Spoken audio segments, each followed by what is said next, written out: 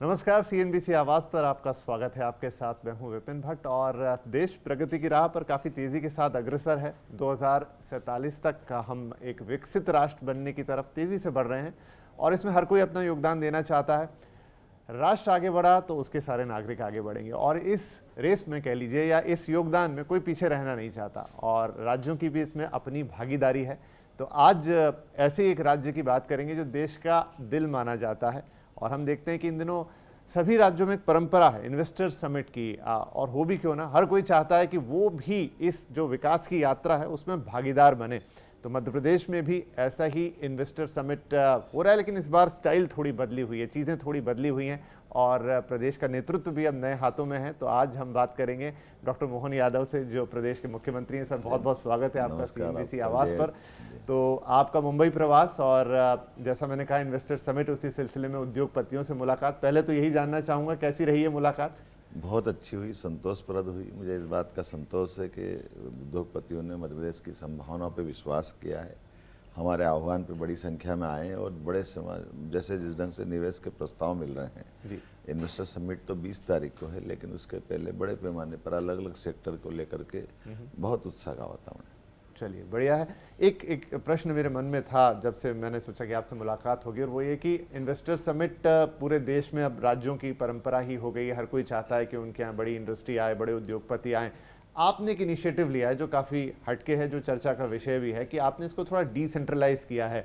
अमूमन शहर के या राज्य के किसी एक बड़े शहर में ये होता है, लेकिन आपने अब इसको हर अलग अलग ज़िलों में, संभागों में बांटा है। इस सोच के पीछे क्या है और ये कितनी कारगर साबित हो रही है? देखिए, दोनों बातें हैं। हमारी अलग अलग राज्यों की अलग अलग स्थिति होगी। मैं मध्य प्रदेश के संदर्भ में अब ये जरूर बताना चाहूँगा कि हमारा भौगोलिक दृष्टि से देश का दूसरे नंबर का बड़ा राज्य है और छत्तीसगढ़ था तब तो हम अकेले ही बहुत बड़े थे। ऐसे में स्वाभाविक रूप से हर एक क्षेत्र की अलग अलग वहाँ की आवश्यकता भी और वहाँ की विशेषता भी। तो स्वाभाविक रूप से हर सेक्टर में जाकर के जब इसकी बात करते हैं तो उद्योग निवेश को लेकर के उद्योगपतियों का भी आना जाना होता है और निवेश की संभावनाओं पे भी लोगों का ध्यान जाता है और मुझे लगता है कि इसका लाभ मिलेगा प्रदेश में। इसलिए इसको हमने विकेंद्रीकृत व्यवस्था की है और हमने एक और काम किया है कि केवल कागज़ पे हाँ ना करना, कागज़ पे अनाउंस करना, इसके बजाय ठोस धरातल पे काम हो, जिसके आधार पर पिछली जो हमारी समिट हुई उसमें कई सारे रिजल्ट आए, अच्छे सकारात्मक परिणाम आए। अगली भी सब इसी प्रकार से होगी। इसलिए जबलपुर, सागर, रीवा, ग्वालियर, भोपाल, ऐसे क्रमशः हम सब दूर करने वाले हैं। नहीं, बड़ा अच्छा इनिशिएटिव है क्योंकि सभी शहरों की भागीदारी उसमें है, उससे बेहतर क्या होगा। एक सवाल जो है मुख्यमंत्री साहब, वो ये कि इस समय देश के लगभग सभी राज्य इन्वेस्टर समिट करते हैं। मध्य प्रदेश के पास ऑफरिंग में ऐसा क्या है वो जो उन्हें दूसरे राज्यों से अलग बना रहा है?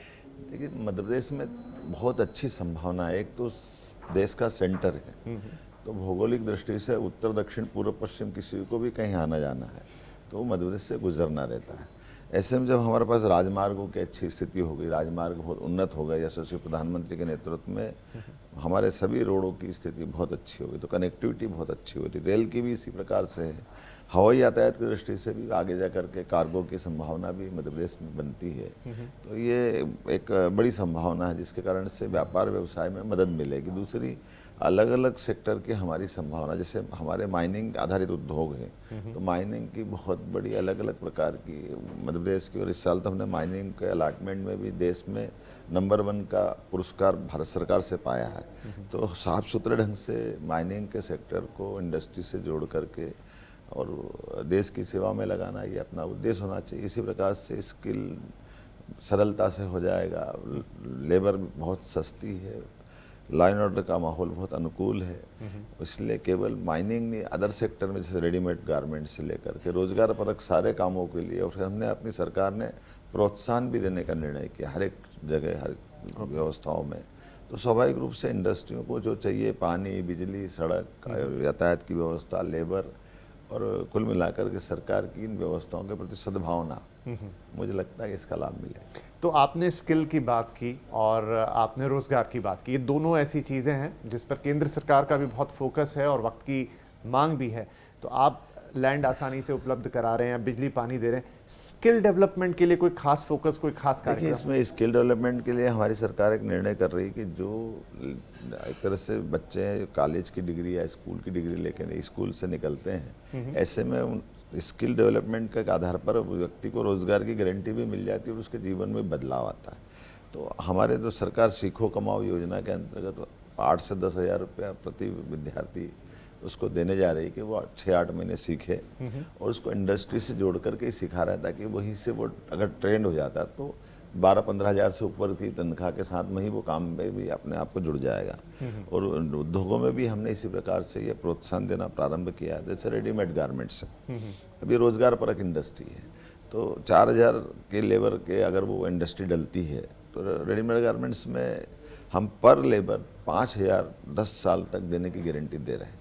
इसका मतलब है कि लेबर को भी इस बात की गारंटी दे रहे हैं कि उसको लगातार काम मिलेगा, उद्योगपति को भी ये गारंटी दे रहे हैं कि उनके पास कभी लेबर की तकलीफ नहीं आएगी, और दोनों को मिलाकर के प्रदेश में रोजगार भी स्थापित कर रहे हैं और रेडीमेड गारमेंट्स के माध्यम से प्रदेश और देश में अपने जीडीपी में अपना योगदान दे रहे हैं। एक आपने कनेक्टिविटी का भी जिक्र किया और मैंने सुना हाल ही में आपने रीजनल एयर कनेक्टिविटी पे काफ़ी काम किया है, उसके बारे में थोड़ा देखिए, हमारा प्रदेश भौगोलिक रूप से बहुत बड़ा है। मैं मान के चलता हूँ जैसे इंडस्ट्री में खास करके एनर्जी सेक्टर में, थर्मल में और अन्य कारण से सिंगरौली का बहुत महत्व है, लेकिन सिंगरौली से भोपाल आने में लगभग हमको 18 से 20 घंटे लगते हैं, बाय रोड भी आते हैं, या बाकी रेल कनेक्टिविटी भी इसी प्रकार की 17 घंटे लगते हैं। अब एयर कनेक्टिविटी चालू कर दी तो 1 घंटे में पहुंच जाते हैं। तो आज की स्थिति है कि हमने अपनी एयर टैक्सी चालू किए हुए 2 महीने भी नहीं हुए, लेकिन 2-2 महीने की वेटिंग चल रही है। अच्छा, इसका मतलब है कि ये बड़े इसी प्रकार से हमने एविएशन में तीनों तरह से काम किया। हमारे धार्मिक पर्यटन कैसे अभी स्टार्ट किया है, ओंकारेश्वर, महाकालेश्वर, इंदौर बेस और भोपाल बेस से, तो धार्मिक पर्यटन में भी एविएशन हेलीकॉप्टर सर्विसेज चालू की है। ओके, इसी के साथ साथ एयर एम्बुलेंस का भी हमने प्रयोग किया। एयर एम्बुलेंस अपने प्रदेश के अंदर कोई भी बीमार होगा, आजकल एयर एम्बुलेंस बहुत कॉमन चीज़ है, लेकिन ये अभी प्रदेश के लिए बड़ी बात थी। जी, देश में पहली बार हमने प्रयोग ऐसा किया कि आयुष्मान कार्ड धारी है, अगर डॉक्टर और कलेक्टर दोनों डिसाइड करेंगे कि इसको कहीं पहुंचाना है इस हॉस्पिटल में जहां उसकी अब आगे की चिकित्सा संभव नहीं है, उसकी जान बचाना है, तो उसको तुरंत लिफ्ट करके पहुंचाएंगे। जैसे अभी मैं आपको 8 दिन पहले का एक समाचार बताता हूँ। माइनिंग के एक बड़े अधिकारी पन्ना में रिटायरमेंट के बाद रहते थे, पति पत्नी दोनों घूमने जा रहे थे जी, और 5 बजे सुबह दोनों घूमते जा रहे हैं, ऐसे में अचानक एक ट्रक का एक्सीडेंट होता है, उस व्यक्ति का पैर के ऊपर से पूरा ट्रक निकल जाता है। पत्नी वहीं रहती, बिल्कुल बेहाल स्थिति में थी। अब पन्ना में ऐसा इलाज इतना अच्छी स्थिति में नहीं है कि वहीं उसको पैर काट करके बाकी इलाज ट्रीटमेंट मिल जाए। तुरंत लिफ्ट कराया और उसका आज वो भोपाल बंसल हॉस्पिटल में बहुत अच्छे समय निकाल रहे हैं। ऐसे एक 5 माह के बच्चे को बचाने का एक रीवा से एक लिफ्ट, अरे रोज़ के ऐसे अब समाचार आ रहे हैं कि हमारे यहाँ एक एक व्यक्ति की जान की कीमत है। ऐसे में एविएशन की इन सारी व्यवस्थाओं से और इनके माध्यम से, जैसे एयर टैक्सी है, हेलीकॉप्टर सर्विसेज है या बाकी चीज़ों से हमारी कनेक्टिविटी, एयर कनेक्टिविटी को बढ़ावा ही मिलेगा। आगे जा करके इसका और प्रयोग करेंगे, जिसका इंडस्ट्री सेक्टर में भी बड़ा लाभ मिलेगा। बिल्कुल। नहीं, ये बहुत काबिल तारीफ बात कहेंगे कि आपने जो एयर एम्बुलेंस का खास तौर पे उदाहरण देके बताया और उससे अगर इतनी जान हम बचा पा रहे हैं तो ये एक बहुत ही अच्छा इनिशिएटिव है। सीएम साहब, एक आप क्योंकि एक ऐसे प्रदेश से हैं और इनफैक्ट एक ऐसे शहर से भी हैं जहां धार्मिक महत्व बहुत ज़्यादा है, तो मध्य प्रदेश को हम देखते हैं तो ऐसा लगता है कि धार्मिक और सांस्कृतिक आधार वाला जो पर्यटन है उसकी बहुत गुंजाइश है, उस पर कुछ खास फोकस आप? देखिए, पर्यटन में तो इतनी संभावना है, पर्यटन के अब बहुत सारे अलग अलग शाखाएं हो गई है और हर एक में रोजगार की संभावना भी है, प्रदेश पे गर्व करने के मौके भी है और निवेशकों को भी बड़ा आय का एक अच्छा साधन मिल सकता है। उसमें धार्मिक पर्यटन की बड़ी संभावना है, इसलिए हमने अलग अलग देवस्थानों को जो धार्मिक पर्यटन का बढ़ावा देने वाले हैं उनके सबके विकास की विस्तृत प्लानिंग की हुई है। उसमें उज्जैन और ओंकारेश्वर तो ये 2 ज्योतिर्लिंग हमारे सामने है ही।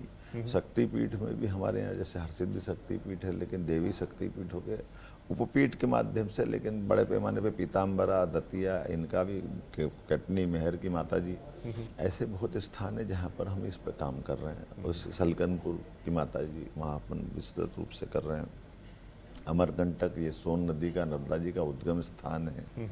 भेड़ाघाट ये प्राकृतिक सौंदर्य का अनुपम उदाहरण है। ऐसे हर स्थान को विकसित करते हुए इस पर्यटन के क्षेत्र में भी बढ़ा रहा है। फिर फॉरेस्ट हमारे यहाँ बहुत बड़ा उपलब्ध है। हेल्थ सेक्टर में भी बहुत अच्छी संभावना है। हेल्थ में आयुर्वेदा का जो सेक्टर है उसमें बड़ी संभावना, जैसे केरल को बहुत आगे बढ़ाया है, वो सब संभावना मध्य प्रदेश में भी है। जो केरल में नैसर्गिक सौंदर्य है वो हमारे यहाँ है। चूँकि आप प्रदेश के शिक्षा मंत्री रहे एक लंबे समय तक, और बहुत पोटेंशियल मुझे लगता है मध्य प्रदेश में एजुकेशन हब बनने का। जैसे महाराष्ट्र में पुणे ने अपने आप को डेवलप किया, कुछ और शहर हैं, वो आपके विजन में कहीं है? निश्चित रूप से हमने ये कहा कि हमारे यहाँ जो एजुकेशन की संभावना है उस पर सरकार इंसेंटिव दे, उनको बढ़ावा दे। इसलिए हमारे अलग अलग प्रकार से लैंड उपलब्ध कराना, बाकी और कई सारी चीज़ों में हम आगे बढ़ा रहे हैं। कुल मिलाकर के एजुकेशन की दृष्टि से भी मध्य प्रदेश आगे बढ़े। जैसे एक जानकारी दूँ, 4 साल पहले तक हम जो GER था, सकल पंजीयक दर भारत सरकार की, उससे हम लगभग 5 पॉइंट पीछे थे। आज की स्थिति में हम भारत सरकार से आगे चले गए। तो ये जो नीचे ध्यान देने का जो लाभ मिलता है, जैसे आपने कहा, ऐसी हेल्थ में भी बड़ी संभावना। हेल्थ में भी तीनों सेक्टर में, एलोपैथिक, आयुर्वेदिक और नेचुरोपैथी, उन सभी में हम काम कर रहे हैं। चलिए, तो आपका दृष्टिकोण मुझे लगता है काफ़ी बृहद है और सारे सेक्टर्स को आप लेके चल रहे हैं। मेरा अंतिम सवाल आपसे कि अब ये जो पूरा इन्वेस्टर समिट आप आयोजित कर रहे हैं, आप अगर इन टर्म्स ऑफ नंबर अगर मैं आपसे पूछना चाहूँ तो क्या उम्मीद कर रहे हैं आप? देखिए, मैं इस पे नहीं जा रहा हूँ, मैं इसके ठोस रिजल्ट पे जा रहा हूँ। भगवान करेगा 100%। जैसे हमने GDP 5 साल में डबल करने की बात की, मैं निश्चित मान के चलता हूँ कि उसमें बहुत बड़ा उद्योगों का अपना रोल रहेगा। जी, धन्यवाद मोहन जी, बहुत बहुत। और हम शुभकामनाएं देते हैं आपके इस इन्वेस्टर समिट के लिए, और उम्मीद करते हैं कि अगली बार आपसे जब मुलाकात होगी तो कुछ और डिटेल में हम ये नई चीज़ों के बारे में निष्कर्ष कर पाएंगे। लेकिन जी, आपके प्रोत्साहन के लिए धन्यवाद, और उम्मीद करेंगे कि आपके माध्यम से मध्य प्रदेश आपको यहाँ ये मान के चले गए आप हमारे ब्रांड एम्बेसडर है, और आपके माध्यम से लाभ मिलता है। जी जी, धन्यवाद सर, बहुत बहुत धन्यवाद। तो हम बातचीत कर रहे थे मध्य प्रदेश के मुख्यमंत्री डॉक्टर मोहन यादव से। अब इन्वेस्टर समिट की तरफ नजर रहेगी, किस तरह का उद्योग मध्य प्रदेश में बढ़ता है, किस तरह की और संभावनाएं निकल कर आती हैं, किस तरह के नंबर्स हमें देखने को मिलेंगे। ऑफ कोर्स, क्योंकि हम CNBC आवाज़ पर बात कर रहे हैं, लेकिन आगे भी इस पर और चर्चा करेंगे। फिलहाल के लिए आपकी इजाज़त लेंगे। नमस्कार।